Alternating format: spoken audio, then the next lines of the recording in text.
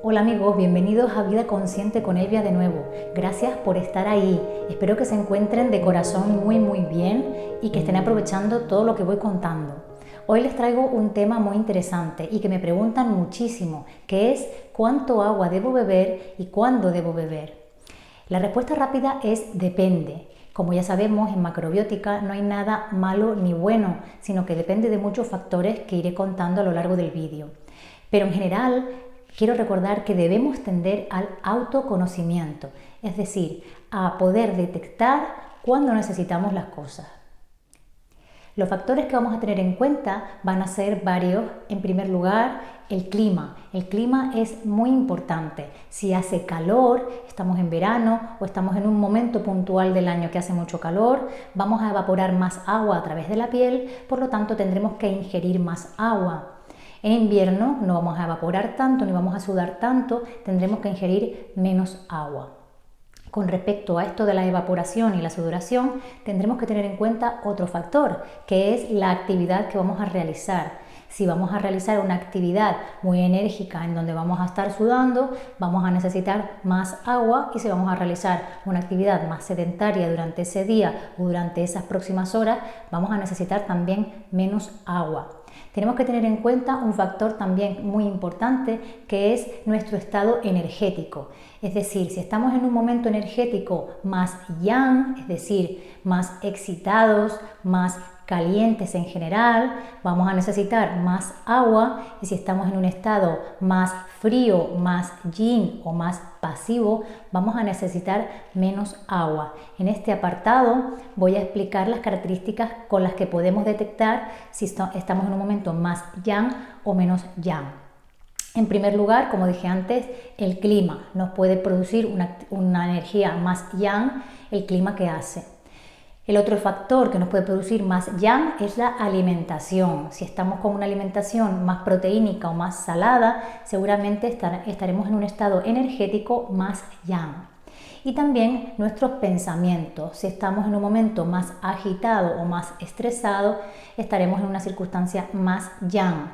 Estas circunstancias nos pueden hacer necesitar beber un poquito más de agua.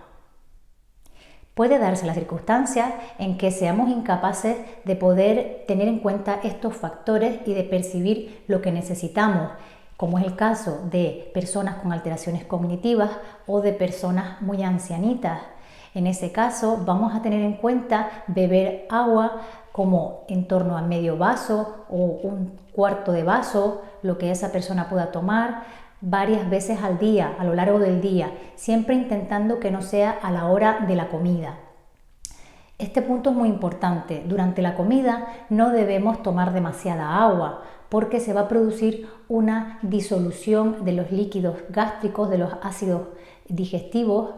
Si hablamos desde el punto de vista molecular o desde el punto de vista alopático, y si hablamos desde el punto de vista de la medicina china o la macrobiótica, lo que ocurriría sería que estaríamos apagando el fuego de estómago. Por lo tanto, es muy importante beber el agua entre horas.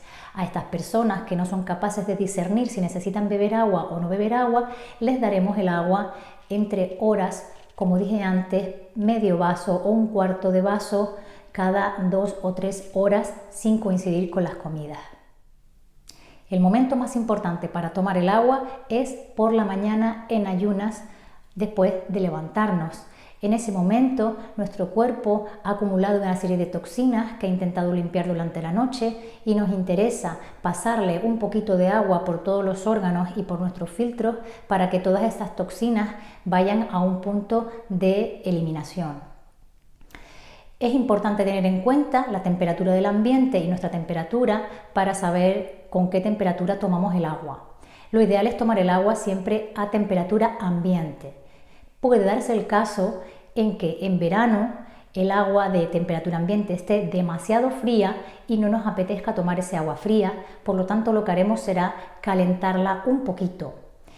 Puede ocurrir lo contrario, que en verano ese agua esté demasiado caliente y nos apetezca tomarla un poquito más fresca, pues la podemos refrescar un poquito en la nevera, y si el agua sale muy fría de la nevera, mezclarla con agua del tiempo. Sí es importante no tomar agua helada o agua con hielo, porque ese agua helada no nos interesa generalmente nunca. La calidad del agua es muy importante. Si tienes la suerte de vivir en una zona en donde exista un manantial o algún pozo o algún río de donde sale un agua muy limpia, siempre puedes coger una muestra y llevarla a analizar a un laboratorio. Esa es el agua perfecta. Si no puedes, compra agua mineral. Asegúrate que en el envase siempre ponga que es agua mineral procedente de alguna montaña o de alguna sierra, porque a veces se vende agua potabilizada y no es lo mismo. Si puedes también, intenta comprar el agua en cristal, porque ya sabemos los tóxicos que deposita el plástico en el agua. Es otra cosa también muy interesante tener en cuenta que podemos colocar en nuestras casas unos filtros de ósmosis inversa.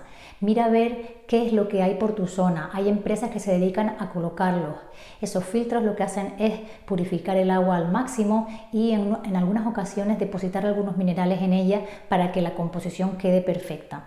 Energéticamente no es lo ideal porque el agua está pasando por muchas máquinas, pero molecularmente en su composición es bastante aceptable.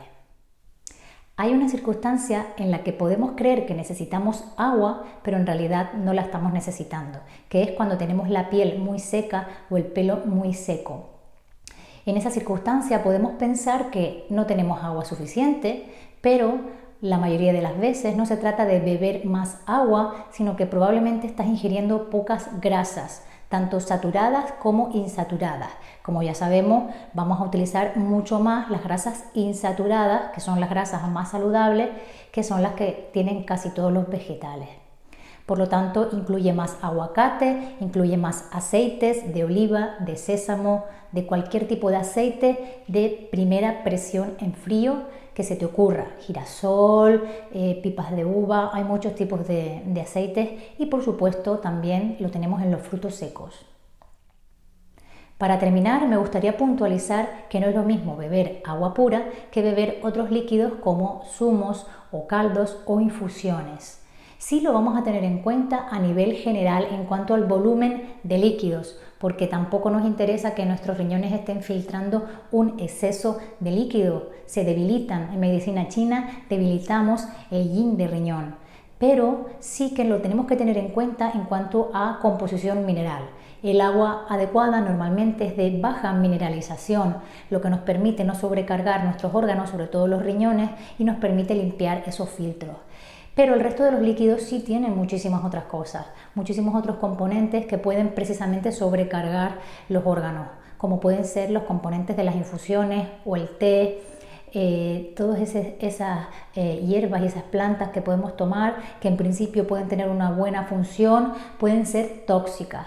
Recomiendo no estar tomando exceso de tés o exceso de infusiones habitualmente, sino tomarlas puntualmente, ir variando de hierba y intercalarlas siempre con caldos o zumos si les apetece. Recuerden que los zumos verdes, que están muy de moda y son muy sanos, no debemos abusar de ellos, sobre todo en invierno. Producen un efecto yin-izante altísimo y tenemos que tener en cuenta cómo está nuestro estado. Si es muy yin, no nos interesa tomarlos casi nunca hasta que encontremos un estado de equilibrio. Y si estamos en un exceso de yang, podemos tomarlos temporalmente para que también nos lleve al centro. Para terminar, me gustaría puntualizar que no es lo mismo beber agua sola que el líquido en forma de caldo, zumo o infusión. El agua sola normalmente, si es de buena calidad, es de baja mineralización y sirve para limpiar nuestros órganos, sobre todo los riñones, sin sobrecargarlos.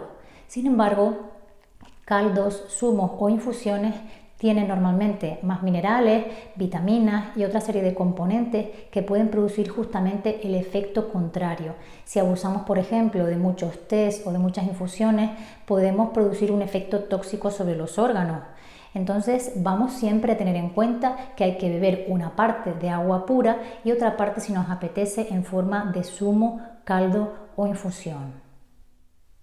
Bueno amigos, hasta aquí el tema del agua. Espero haber resuelto muchas dudas, pero si te queda alguna puedes escribirlas aquí debajo y yo las contestaré enseguida. Si aún no te has suscrito, suscríbete al canal, así me ayudas a seguir pudiendo explicar todas estas cosas interesantes para nuestra salud.